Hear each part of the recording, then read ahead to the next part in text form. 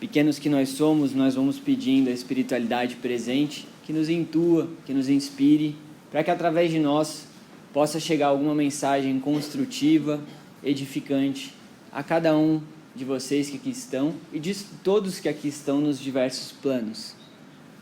Também rogo a espiritualidade para que em nossos corações haja agora um espaço, um lugar fértil para que essas reflexões, esses convites cheguem como sementes e possam germinar, gerando atitudes cada vez melhores no nosso dia a dia. Então vamos por um instante, eu convido quem se sentir à vontade a fechar os olhos, para a gente se conectar mais uma vez nesse mestre, esse amigo de todas as horas, dizendo: mestre, obrigado. Obrigado por ter nos trazido até essa casa bendita, em segurança, em paz, por ter nos ajudado a chegar para mais um banquete espiritual. Vamos visualizando Jesus sorrindo para nós e no seu abraço vamos recebendo tudo o que necessitamos. E mentalmente vamos juntos dizendo: Pai nosso que estais nos céus, santificado seja o vosso nome. Venha a nós o vosso reino, seja feita a vossa vontade, Pai, aqui na terra como no céu. O pão nosso de cada dia dai-nos hoje, por favor. Perdoa as nossas dívidas, assim como nós perdoamos aos que nos devem. E não nos deixeis, Pai, entregue a nenhuma tentação, mas livrai-nos de todo mal, que assim seja. Graças a Deus. Pois a palavra de Deus é viva, eficaz e mais penetrante do que qualquer espada. Penetra até dividir alma e espírito, junturas e medulas. Ela julga as disposições e as intenções do coração. Isso está em Hebreus 4:12, como consta aqui no quadro. Quantas vezes nós que aqui estamos, todos nós, já não desconfiamos, mesmo sem querer, dessa tal justiça divina? E normalmente a gente desconfia quando essa justiça ela está falando de bênçãos. Normalmente quando a gente recebe uma bênção a gente não desconfia, né, gente? Poxa, nossa, deu tudo certo, aconteceu tudo do jeito que eu queria, ou Deus me abençoou com uma novidade, uma surpresa. A gente não se pergunta: será que é justo? Será que eu mereci? A gente só aceita, né? Normalmente a gente até exalta, fala: olha como Deus é bom, Deus é justo, Deus é maravilhoso. Normalmente nos momentos que Deus faz coisas que nos agradam e nos beneficiam, a gente não questiona, né, essa justiça. Normalmente a gente precisa praticar mais essa fé nessa justiça divina quando nos atingem aflições, não é? Por isso que o Kardec ele dedicou um capítulo inteiro a falar disso, né, da justiça das aflições. Evangelho segundo o Espiritismo, bem-aventurados os aflitos. O Kardec vai nos explicar ali. Ele, né, inspirado pela ciência dele ali, pelo saber dele, mas também a gente sabe que todo o capítulo do Evangelho segundo o Espiritismo tem aquela parte, instruções dos Espíritos, que são mensagens diretamente do plano espiritual, mensagens de Lacordaire, Adolfo, bispo de Argel, né, Fénelon, mensagens de seres de alto calibre espiritual, Santo Agostinho, São Luís e tantos outros. E nós fizemos essa pergunta porque esse tema nos leva a refletir sobre a justiça divina, não é? E olha só o que nos é dito: ele julga as disposições e intenções do coração. Esse é o nosso ponto crucial hoje. Deus, ele julga as nossas atitudes? Também, mas antes, o que nos motivou a uma atitude?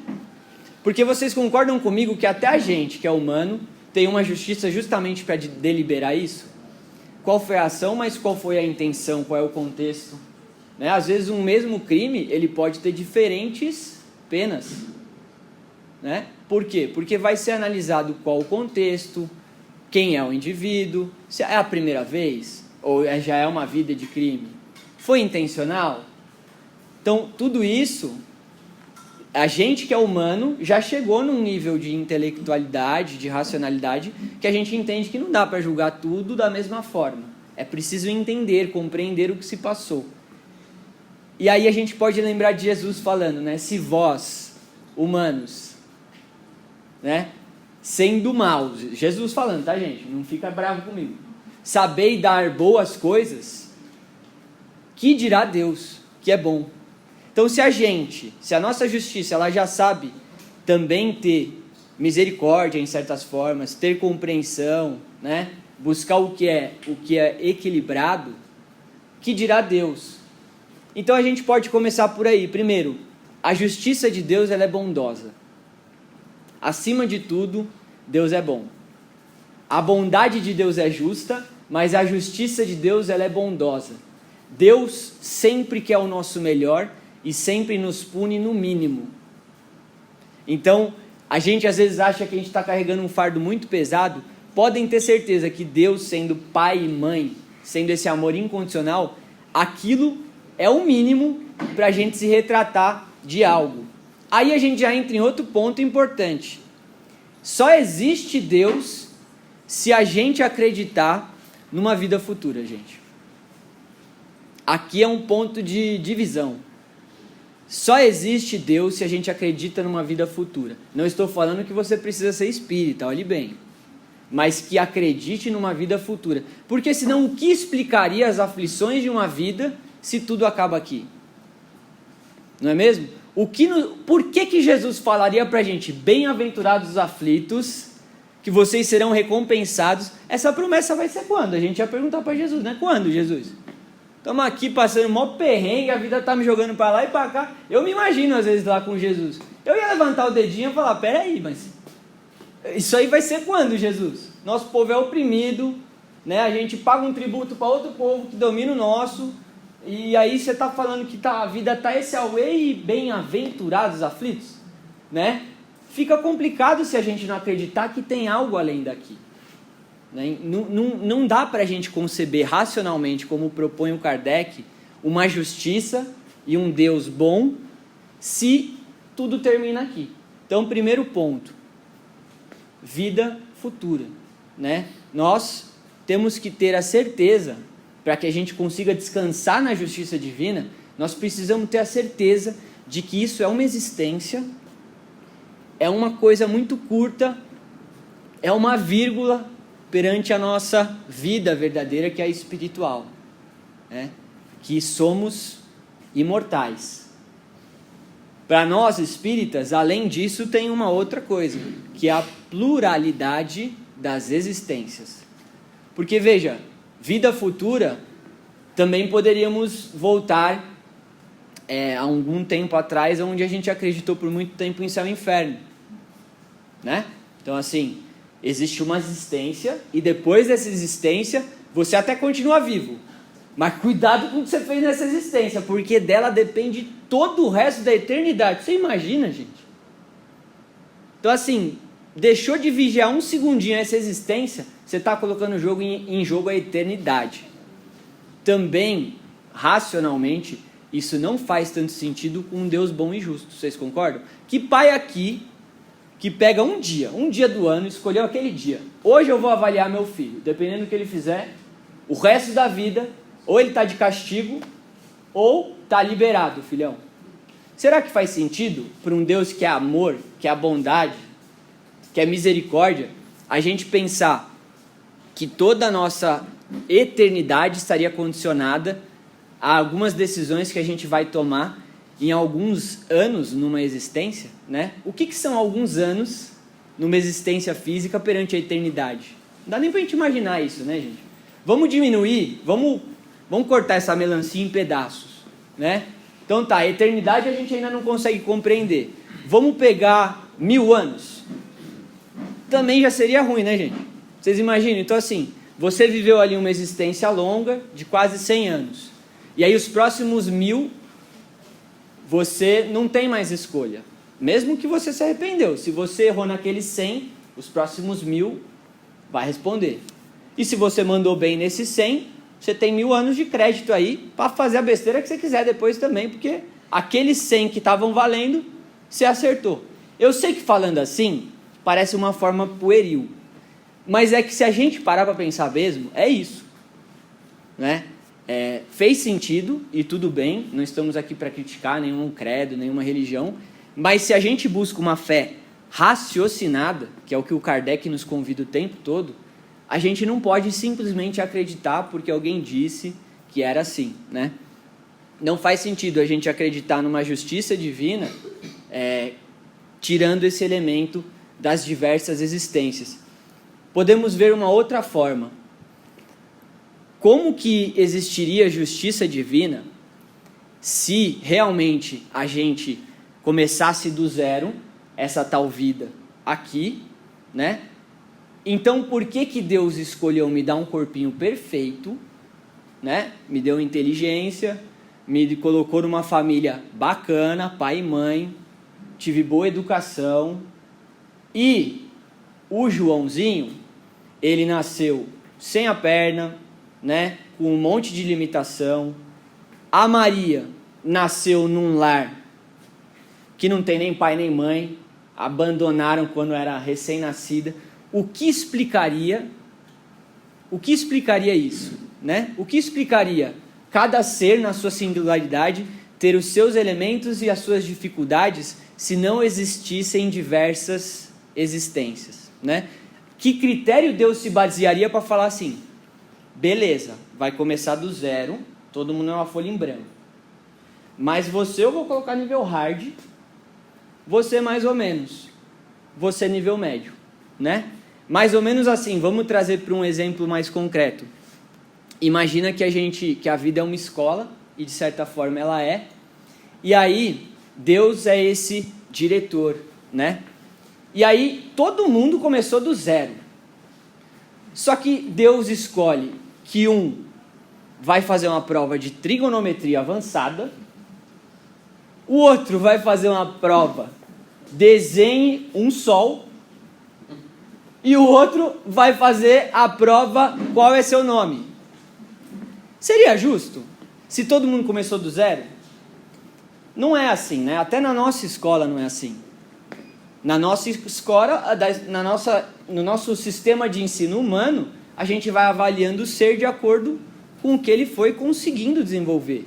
Pô, a criança está lá no primeiro ano, ela tem competência para saber o quê? A gente pode avaliar a alfabetização dela, se ela está lendo. Quinto ano podemos já começar a avaliar se está fazendo mais e menos, divisão, né? Terceiro ano do colegial. Opa, já podemos ver como é que é uma redação, uma dissertação aqui, não é? Então, percebam, não dá para a gente falar de justiça divina sem esse elemento, sem entender que existe uma lei divina que se chama causa e efeito. Não existe um Deus arbitrário, porque se assim fosse, a nossa concepção de Deus teria que mudar. Deus ele seria meio humano, vocês concordam? Se Deus ficasse a dedo escolhendo, não, ela eu quero avaliar com um pouco mais de peso. Você eu gostei, fui com a cara, vou deixar passar para o céu direto, né? Não seria um Deus justo, perfeito. E lembrando, quando a gente fala das virtudes, por exemplo, justiça divina, a gente está falando de uma virtude na totalidade, coisa que a gente humano ainda nem alcança. Porque, cá entre nós, se eu perguntar para vocês, ou vocês perguntarem para mim, você acha que você é justo? Provavelmente todos nós vamos responder sim. Percebe? E realmente, provavelmente a gente consegue ser justo em alguns campos da nossa vida, mas a gente não é justiça. Percebem a diferença? A gente não consegue ser a virtude e justiça total e sem falha. Não consegue. Isso só Deus. Qualquer virtude, só Deus consegue ser plenamente. Porque Deus não varia. Se ele variar, ele deixa de ser Deus. Cai por aí. Se Deus a qualquer momento varia em qualquer das suas virtudes, ele já não é perfeito. Perfeição é quando não exige mudança. Se uma lei é perfeita, ela não precisa ser aprimorada. Por exemplo, se nós tivéssemos leis perfeitas, quer dizer que daqui a 1000 anos aquela mesma lei ia valer sem uma necessidade de revisão. Poxa, não, aqui essa lei continua valendo, não tem? tudo que é divino é perfeito. Portanto, se a justiça é divina, ela também não pode ter variações, né? Ela também não pode ter essa variação. Mas por que então? É uma pergunta válida que muitos de nós poderíamos fazer. Mas se eu já vivi várias existências, ou se isso daí que estão me dizendo é verdade, por que eu não me lembro? Aí a gente tem uma resposta maravilhosa. A gente pode ouvir duas respostas, tá? A mais conceitual, que é dos espíritos, depois a do Chico, que eu gosto mais. A mais conceitual é: o esquecimento é nos dado como acréscimo, como uma bênção, tá? Essa resposta aí nós vamos encontrar Evangelho segundo o Espiritismo, capítulo 5, Bem-aventurados os aflitos, né? Então ele explica ali pra gente que esse esquecimento ele nos é dado como um acréscimo. E o Chico ele respondeu de uma outra forma, né? Que perguntaram para ele quando estava em alta, né? Quando tinha começado uma onda de terapias regressivas. Não sei se vocês já ouviram falar. Teve uma área da psicologia que foi por essa vertente, terapias regressivas, onde você faz técnicas respiratórias ou dinâmicas que você induz o ser a regressões, onde você pode lembrar de outras vidas e coisa e tal. E perguntaram para o Chico o que ele achava disso. Aí o Chico ele dá uma resposta que eu acho que para a gente cabe bem. Ele fala assim: minha filha, se Deus te deu o dom do esquecimento, para que você quer lembrar? Né? E serve para a gente. Realmente, gente, imagina, se a gente sabe que a gente está evoluindo, né? Somos espíritos em evolução, a gente sabe que cada vez a gente vem e busca ser melhor. Aí a gente já tem um outro indício. Se a gente está vindo várias vezes e busca ser melhor, será que a gente já teve alguma outra versão melhor do que essa? Provavelmente não. Porque senão a gente ou já não estava voltando aqui, estava voltando num lugarzinho melhor, né? Ou já estava voltando como um missionário, como um Chico, que eu não sei vocês, mas eu não sou, né? Acho que a gente ainda não está nessa categoria.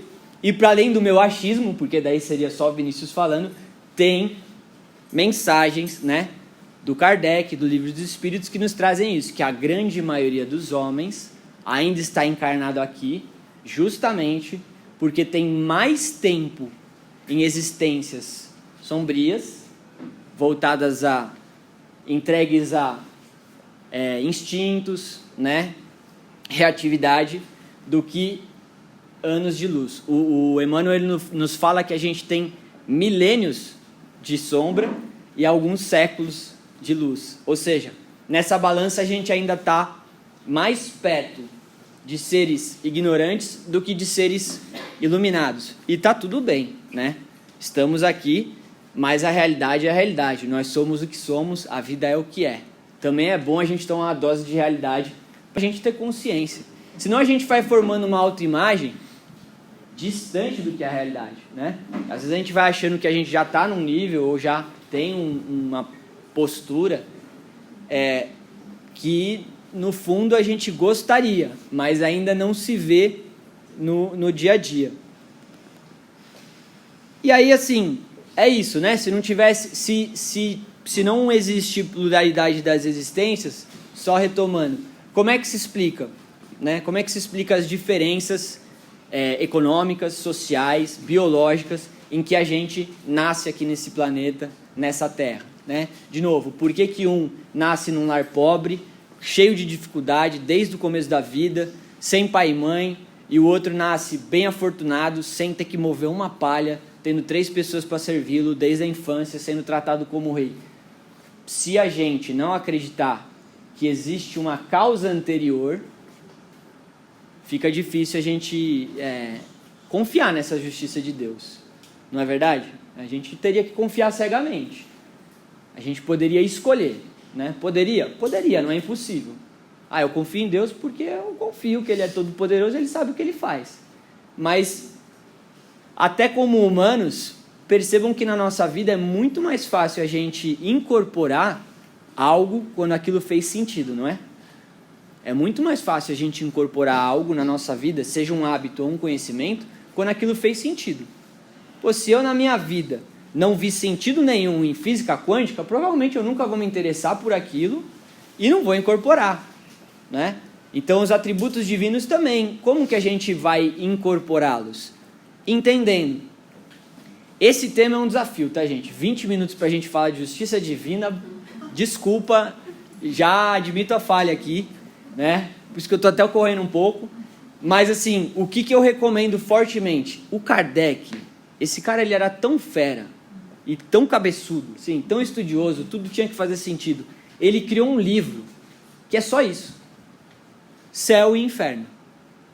Né? Ou o resto que é, ou a Justiça das Aflições. Que o título é esse, mas a gente só lê Céu e Inferno. Céu e Inferno ou Justiça das Aflições. Esse livro aí, ó, vai explicar tudo. Por quê? Porque o Kardec, ele compilou, gente, inúmeras mensagens espirituais. São muitos espíritos que se comunicaram através do Kardec e vários trazendo relatos. Então assim, relatos pessoais do espírito te dizendo assim, ó, eu fui tal nessa vida, eu era rei ou eu era bispo, e aí nessa outra eu tive que vir assim, né? E aí eu já me limpei, né? Limpei meu coração daquilo que eu tinha feito. E nós aqui, normalmente na aflição, é difícil mesmo. Mas se a gente confiar nessa justiça, já encaminhando para uma outra forma aí, né, para a nossa reflexão, porque a ideia aqui não é realmente percorrer ou explicar o que é a justiça divina, é mais a gente refletir. Mas, para além de explicar, a gente pode agora escolher que quando a vida traz aflições para a gente, também tem um porquê, já que a gente entendeu que não estamos aqui a passeio, né? Ninguém caiu de paraquedas, ninguém está no lugar errado, família errada, trabalho errado, nada disso. Então a gente pode escolher olhar as aflições com outro olhar. Que outro olhar é esse? O olhar de o que eu tiro de bom disso? Essa é uma pergunta que vale a gente fazer de qualquer experiência que a gente chama de experiência ruim na nossa vida. Porque muitas vezes a gente faz uma pergunta que ela vai ser muito difícil de responder. Por quê? Porque às vezes na biblioteca da nossa alma e do mundo não tem essa resposta. Por que que isso foi acontecer comigo? Não está disponível às vezes. Nem na Amazon, nem na Netflix. Não está, gente. Às vezes essa resposta, só quando a gente voltar para a vida espiritual que a gente... Ah, puxa, olha lá. Ó. Meu, então foi isso. O cara era uma pedra no meu sapato, também o que eu fiz na outra existência? Esfolei o indivíduo, pensando bem, ele foi até bonzinho comigo. Mas isso a gente não lembra aqui. Aí a gente precisa confiar nessa justiça divina. Então, confiar na justiça divina é ter uma certeza. É, em síntese, a gente ter uma certeza. Deus não erra jamais. Guarda isso. Deus não erra jamais. Ele não erra o peso da cruz, ele não erra o endereço dessa cruz. Se o fardo está pesado, primeiro, Deus te conhece, Ele é seu pai, Ele te conhece antes de você se conhecer. Antes de você ter consciência de si, Deus já te conhecia, porque Ele te criou enquanto fagulha divina. E outra, acima de tudo prevalece o amor de Deus. Acima de tudo, de todas as virtudes divinas, da sua justiça, prevalece o amor. E é um amor que a gente nem consegue compreender. É um amor maior do que amor de pai, de mãe, de avó, de avô junto. É um amor maior do que aquele seu melhor amigo que só quer seu bem e que mesmo quando você enfia o pé na jaca vai te falar, nada, calma, nem foi tão grave. O amor de Deus supera tudo isso. Então, se Deus permitiu uma cruz chegar, primeiro, pode ter certeza que Ele pegou leve. Pode ter certeza que Ele pegou o mais leve, mas Ele sabe o necessário para a gente aprender lição. Não é assim? Pai e mãe é assim também. Sabe que se avisou uma vez, duas, numa hora se não deixar enfiar o dedinho na tomada e tomar choque, não vamos aprender. Tem coisa que a gente só aprende pela dor. Tem coisas que a gente aprende pelo amor, tem coisas que só pela dor. Então assim, Deus conhece você. Se você está passando por uma provação, com certeza você dá conta. Por que, Vinícius? Você é evidente? Não, não sou não. Mas se eu confio em Deus, se Ele deixou essa aprovação chegar na tua vida, é porque Ele sabe que você vai sair vitorioso. Ou pelo menos que você pode, não é? Porque o sair vitorioso também depende da nossa postura. Mas que você é capaz de vencer qualquer batalha que Deus permite chegar na sua vida, não tem essa dúvida. Porque um pai não deixa um filho enfrentar algo que ele não dá conta. Né? Nenhum pai humano faria isso. Aí a gente pode de novo lembrar de Jesus falando: que pai que o filho pede um pão e dá uma pedra? Não é? Até para nós humanos isso é inconcebível. Então a gente não pode conceber que Deus quer que a gente sofra. Essa ideia a gente tem que limpar dos nossos corações. Essa ideia de culpa, de que Deus quer que a gente sofra, se arrependa. Deus quer que a gente mude, gente. O melhor arrependimento é a mudança. De que vale a gente ficar se lastimando, sabe? Se botando para baixo, achando que a gente é a pior pessoa do mundo porque fez isso ou aquilo. Se a gente não mudar, nada mudou. E com certeza Deus não vai estar feliz. Ah, lá, fiquei feliz que pelo menos ele sofreu, né? Pensou no erro dele. Nem a gente que é humano faz isso, né? Um pai e uma mãe fica feliz quando vê seu filho superar o defeito, não quando vê ele sofrer pelo defeito, né? Então, se Deus ele é pai e mãe, ele só quer ver a gente, ó, subindo um degrau depois do outro. E, né, a gente também confiar que esse Deus ele sonda, como a gente começou falando, nós vamos terminar, a nossa intenção. Por que é importante a gente lembrar disso? Porque a gente vai errar. Normal, gente. Todos nós vamos errar até querendo acertar. Mas aí é legal saber que Deus, ele sonda o nosso íntimo. Deus, ele conhece o nosso coração. Porque isso quer nos dizer que Deus sabe quando a gente errou querendo acertar. Deus sabe quando a gente falhou dando o nosso melhor. Deus sabe quando pela 10ª vez a gente perdeu a paciência, mas a gente estava tentando de todo jeito não perder. É diferente, não é?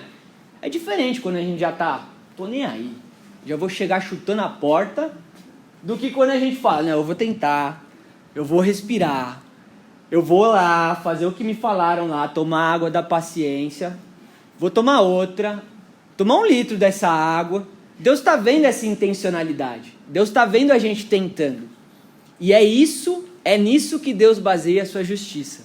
Então isso nos traz uma paz, né? Nem sempre nas nossas ações a gente vai conseguir alcançar a virtude que a gente gostaria, ou ter o resultado, porque também tem outra coisa. Muitas vezes o resultado depende do outro, não é assim? Muitas vezes eu até fui com uma intenção boa de apaziguar, de me reconciliar com meu irmão, com a minha irmã. Mas tem outro ser, já envolve 2 vontades. Mas Deus, ele está lendo a minha intenção. Ele não está lendo como acabou aquela situação. Se você foi para uma conversa querendo diálogo e o outro querendo debate, é totalmente diferente.